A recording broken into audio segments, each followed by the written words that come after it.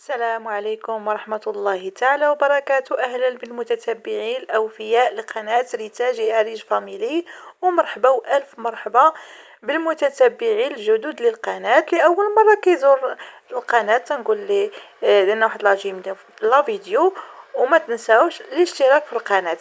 في هاد لا فيديو إن شاء الله كي تشوفوا معنا واحد القصرية ديال الكسكسو بالدفاية والخضرة. وندوزو مباشرة المقادير. بالنسبة للمقادير عندي 1 كيلو ديال الكسكسو عادي، يمكن لكم ديروا اي نوع ديال الكسكسو اللي بغيتو. عندي واحد البصلة متوسطة مشلضة رقيق، واحد سلافة ديال الحمص نعرفو راه خصنا نرطبوه ليلة كاملة من قبل في الماء. عندي واحد شوية ديال الزبيب، وواحد 2 مطيشات مقطعين رقيق، واحد 2 بصلات كبار مشلضين عفوا مقطعين طويلة، وعندي هنايا الدجاج. ويمكن لنا تعوضوا الدجاج باللحم على حساب الرغبة وحسب اللي متوفر. عندنا كذلك واحد الكمية من الخيزو ومن القرعة الحمراء، وواحد الربيطة صغيرة من القزبر ومعدنوس.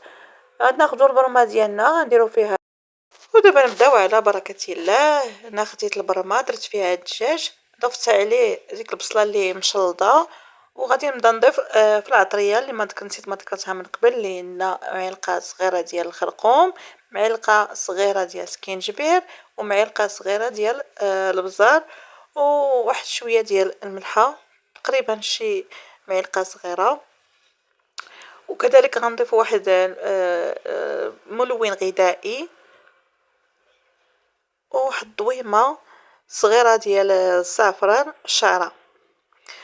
وغنضيفو واحد الكميه من زيت المائده، زيت العاديه غنضيفها، وغادي نشعلو عليها البرمه على عافيه مهيله، وغادي نخليو هادشي ديالنا يتقلى مزيان، يتشحر كي تشوفوا معايا، يتشحر مزيان ويتقلى.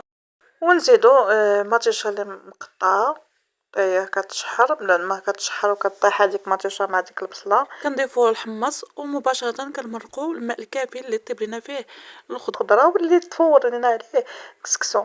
هنا غنمشيو لداك الكسكسو اللي عندنا في القصريه، غادي ندهنو مزيان بالزيت، ليه واحد شويه زيت العود ندهنو مزيان، وغادي نردو يتفور المره الاولى. كتنعرفوا راه الكسكسو كيتفور 3 ديال المرات. المره الاولى كتشوفوا راه فقط تندهنوه بالزيت البلديه، وكنردوه يتفور. المده ديال التفور هنا تقريبا شي 10 دقائق، ما نفوتوهاش بركه، غادي يكون واجد.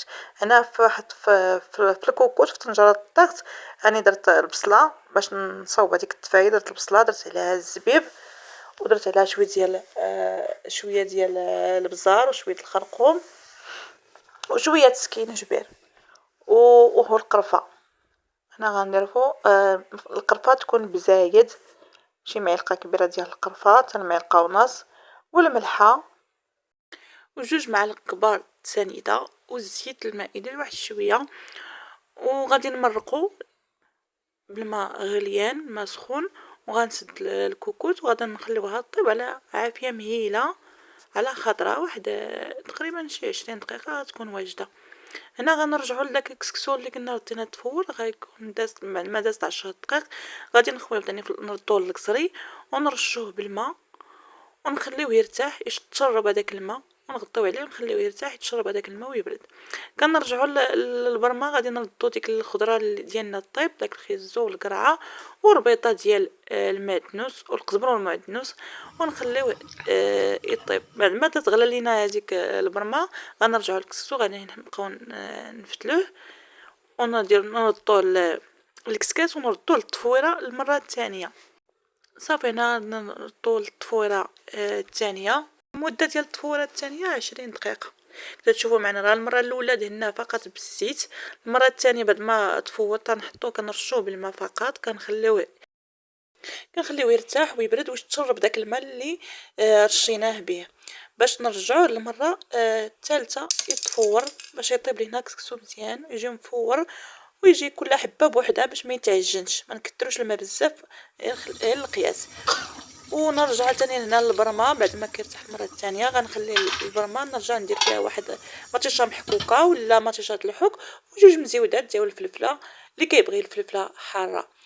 وهنايا غادي بعد ما تفور المره الثالثه راه انا كندهنو بالزيت وندير ليه واحد المعلقه د الزبده ومو بصافي وغادي نخليه يرتاح. بعد ما طيب لينا الخضره وطيب لينا الحمص وتوجد لينا المرقه غادي نسكيه.